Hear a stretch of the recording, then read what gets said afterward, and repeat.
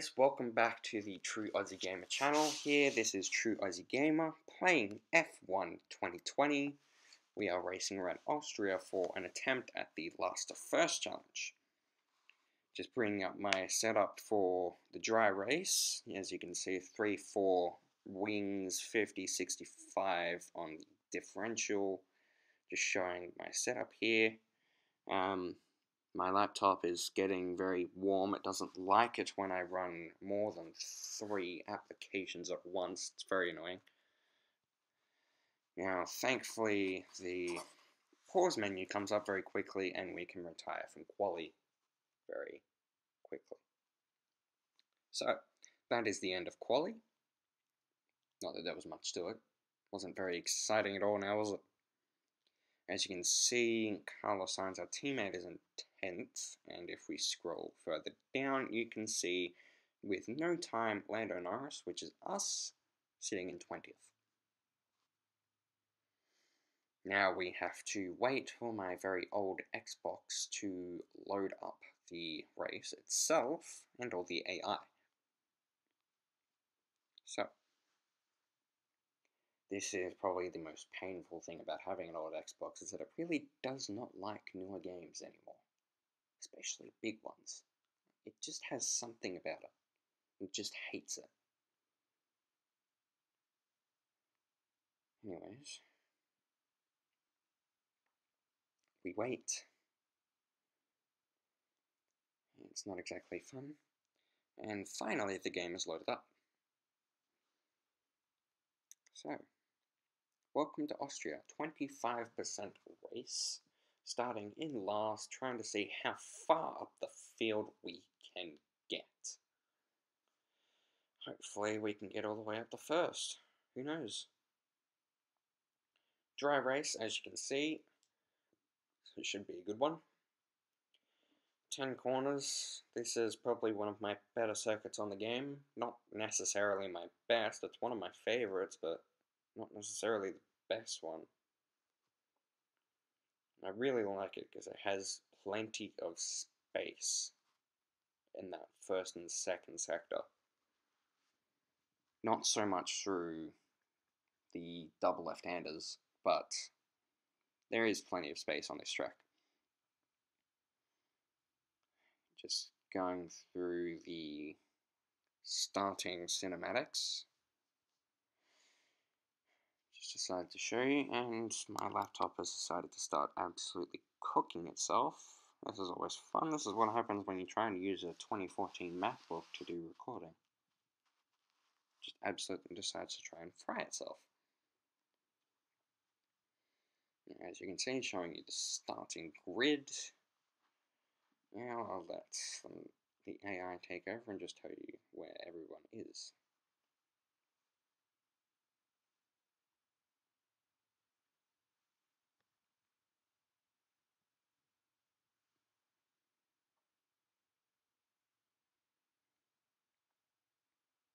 And there we are in last with no time, playing as Lando Norris of McLaren. So, here we go. In the car, please ignore the cockpit view. It is very weird. I honestly don't like it very much. Now just looking through to see if there's anything faster than the default strategies. Doesn't seem to be anything quicker. Austria is a bit of a weird one as far as the tyres go. So, and now just reducing the fuel down a little bit, trying to decide where the best number is. We decide 28 kilos is the best. And now we begin the race. Here we go. 5 red lights and we are away. Rich mix and overtake immediately engaged. Going around the outside of Latifi, Giovinazzi, even Russell, or we tried to. Contact with Grosjean's left rear, nothing came of it. And now Magnussen has gotten ahead of us. Make a switch to the inside line now, and we dive down the inside of several cars into turn 3. Very, very good move there. Now, onto the back straight here. 18 laps, as you can see, for a 25% race. We get past Raikkonen there and just safely hold off so we don't run into the back of Gasly. So we continue to move forward. Next up, Gasly, then Ocon. So, how quickly can we dispose of these two? Running on 100% AI. Not that you will have seen it. Sadly, my recording didn't actually record that bit. Lewis sets the fastest lap with 108, though it's the first lap, no one cares about the fastest lap at that point. Really stretching out some of the gears here just to try and get a little bit more out of the engine, over revving it slightly. I am running manual transmission, so I do have to shift everything on my own. Little lock up there for Ocon, and we get the move done down into turn 3. Now with overtaking gauge, just try and get away, try and build a gap and get closer to my teammate Sainz, who didn't have a great start to the race. So P12 already, and it's only lap 2.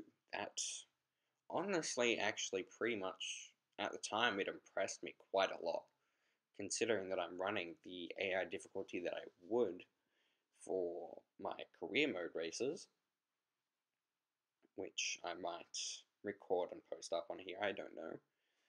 Depends on my recording capabilities. Run it a little bit wide at turn 10 there. Now lap 3, DRS has been enabled. We're still out of range though, so we can't quite make use of that. But we do push the ERS battery very, very hard, down to 10% already, and there we go, a quick Sector 1, the fastest of anyone. It's quite surprising given that it's only lap 3, I'm not exactly the best on lap 3, it's more like lap 5 that I'm typically stronger, even though the tyres are dying. Anyways, down into standard so that we can conserve a little bit of fuel for when we get closer. As you can see, there's a train of 1, 2, 3, 4, 5 cars. It's going to be an issue with dirty air.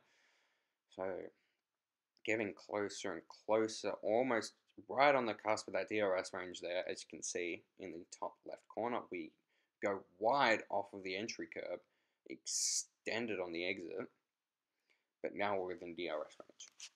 So, on the next straight, we should have DRS, hopefully. No, we do not. Sainz got away with us with his own DRS, so we could wait a little longer. Saving that ERS there a little bit, but still pushing the engine hard. As you can see, pushing 7th quite a lot. I am running a controller, so the steering movements might not be natural. Getting nice and close now, almost now within DRS range. No, are we? Yes, we are now within DRS range, so if we just hold position here, we will get DRS on the front straight. Interesting to note that Austria has 3 DRS zones, all one after the other. It's kind of interesting design choice there, to have 3 DRS zones, all one after the other. Anyways, end of lap 4 going into lap 5, we now have DRS on Sainz, but he has DRS like the rest of this train, which we have now joined. So, can we get the move done? He hasn't had exactly a good run out of turn 1. Going to turn 3, we bomb him, almost get Vettel as well, another fastest sector 1. We just constantly improve upon that time in sector 1, but we're still a little weak in turn 3. Do we dive bomb Vettel? Yes. Do we get it done? We do. P10. Now looking forward towards Kvyat, Leclerc, and Ricardo, it looks like. A little bit wide coming out of that turn there. Not a great sector 2. Coming through to turns 9 and 10 now. We go very wide, miss the apex completely, but settle the car back down, get an okay run out of 10. DRS once again, trying to catch up and overtake Kivat. We need to dispose of these AI quickly in order to get closer to the front. Going down this second straight, it's not the back straight, the next one is. We have a little peek at Kivat. We accidentally leave our front wing in the road and a little bit of contact made. But nothing too severe, nothing that'll really slow us down. Down to turn 4 now, taking a caution, but really pulling up close in the mid corner. Losing a little bit on the exit. And again, just missing that apex constantly due to the dirty air of the 3 cars in front. 3 cars. Real life, if you're driving an F1 car and you had 3 cars all in front of you within like 2 seconds, you would not be going anywhere fast. Once again, missing that apex, really extending it on the exit. Okay run out of 10, extending the exit again. You can really abuse those exit curves there.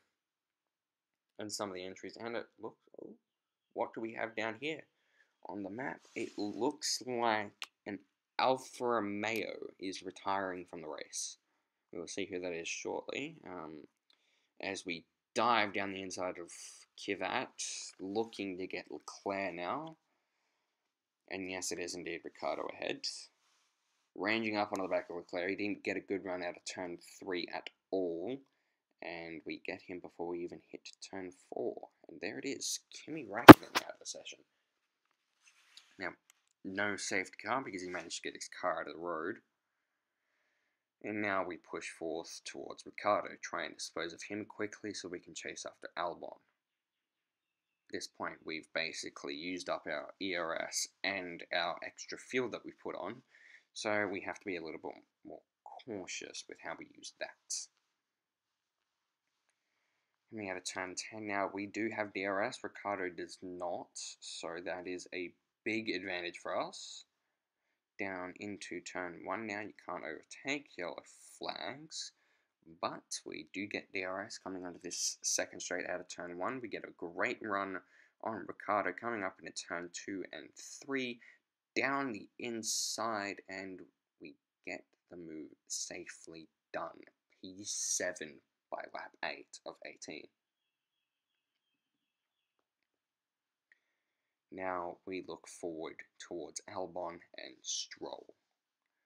4 seconds ahead, almost 5, so this will be a bit of a interesting one as we do have to not only save fuel but push forward to catch them. So now the tyres are starting to die off. As you can see, we're not making very good times at all. The tyres are a little bit worn, but they're not having too much of an effect as far as grip goes. As you would have seen then, there was a slight jump. The recording had a little hiccup there. Not as bad as what it'll be later though. Lap 9 now, halfway through this Grand Prix here. Sitting pretty in P7. Almost at Super GT's lucky P6. We've lost a little bit of time to Albon. He's now 5.2, almost 5.3 ahead, but we do gain a bit of time out of turn 3. Wow, full 2/10 on Albon there, out of turn 3 alone. So, this is good. We have a little bit of fuel to spare. I don't think we've realized we're still in rich mix. There we go, we fixed that issue. Now we don't have dirty air at all, so we can push the car that little bit harder. Saved up a little bit of ERS there as well. Had a little bit of a weird one there. Something had distracted me outside the window. Down through turn 10 now. A little bit of a jump as we rode the curb. The pit window is open, so we will be pitting at the end of this lap for the medium tyres. So that means we won't be able to catch up to Albon. Slight little bit of oversteer coming out of turn 1 as we hit the curb pretty aggressively there, just looking through, seeing what our wear is like on the components and the tyres. Just keeping it in lean revs, trying to save up that fuel, see if we can get an advantage as we come out of the pits on our outlap. Nothing really too eventful at this point, just because, like, there's no one near me at all, and I'm going in to pit at the end of this lap, you'll see. Nothing that interesting. My laptop gets hotter and hotter as this goes on. And there we go, the very late call to confirm a box for this lap. And we push hard on the entry. And now we're in. Both Hamilton, Stroll, and Ricciardo, and Verstappen. A lot of people coming in on lap 10, going into lap 11.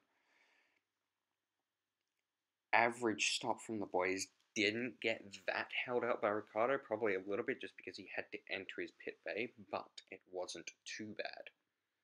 Coming out of the pits now in P11, Russell ahead of us, sitting where he would like to be in the points. As we know, he did manage to get points at Hungary, which is very, very well done. Jesus, my English today. Well done for him. It was a very good job. Double points for Williams. So, very happy for those boys. Now, just trying to very quickly dispatch of his Williams, though, here. If we potentially can. While still trying to save that fuel for Stroll, who we did make a pretty decent gain on here, coming out on our outlap, so that is pretty damn good. Gain about a full second on him. Carlos Sainz is now in the pits. Russell looks to be going in, and we go straight round the outside of him, almost making contact. Almost. Probably would have sent me straight out into the wall. Would have been no saving it. A lot of people coming in now anyways. So we are now sitting perfectly in P7 again, and we've made a big gain on Albon within 2 seconds now. So that is good. Another faster sector 1.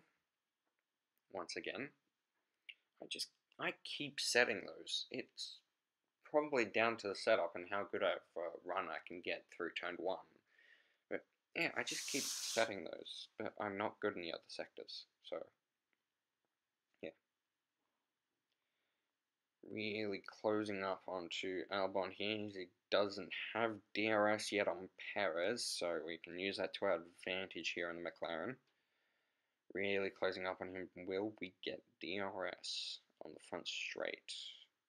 I don't think so.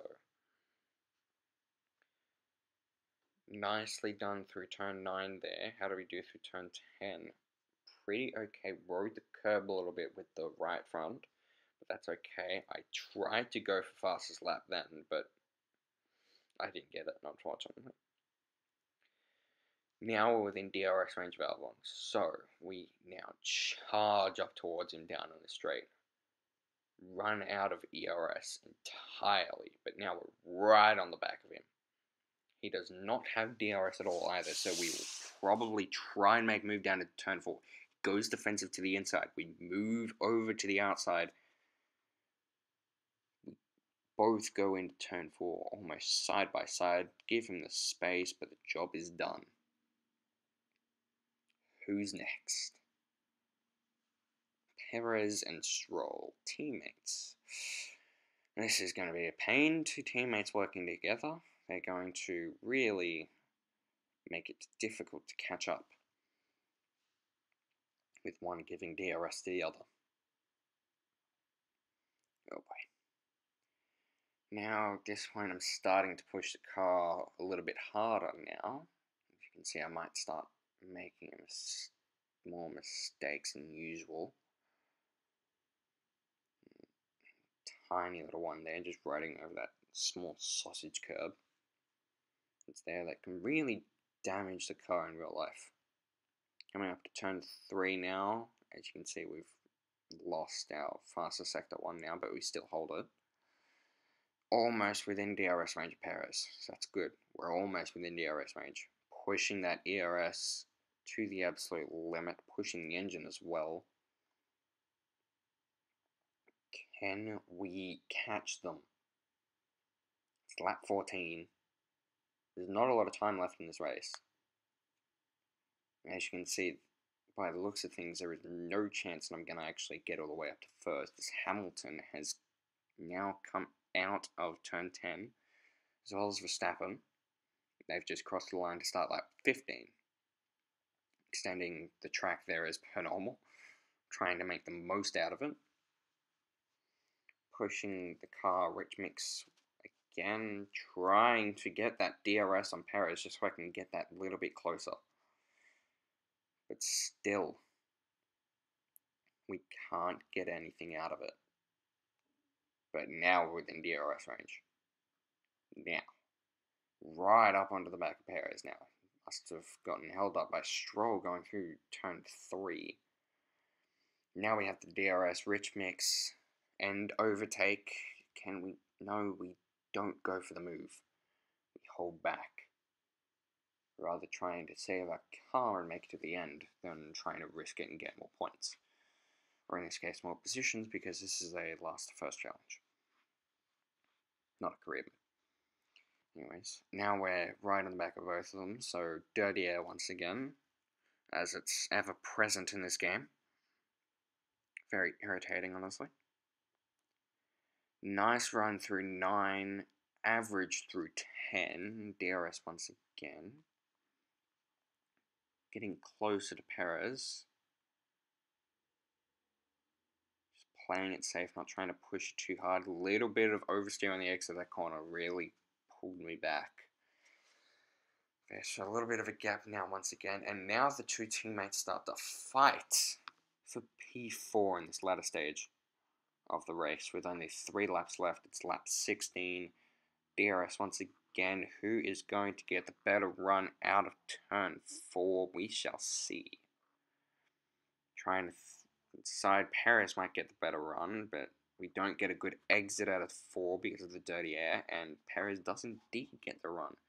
So now it is Stroll, who we make contact with there on his rear right tyre. Nothing too major, I'm hoping. I'm thinking it's just a little chunk out of the end plate. It won't do that much to me.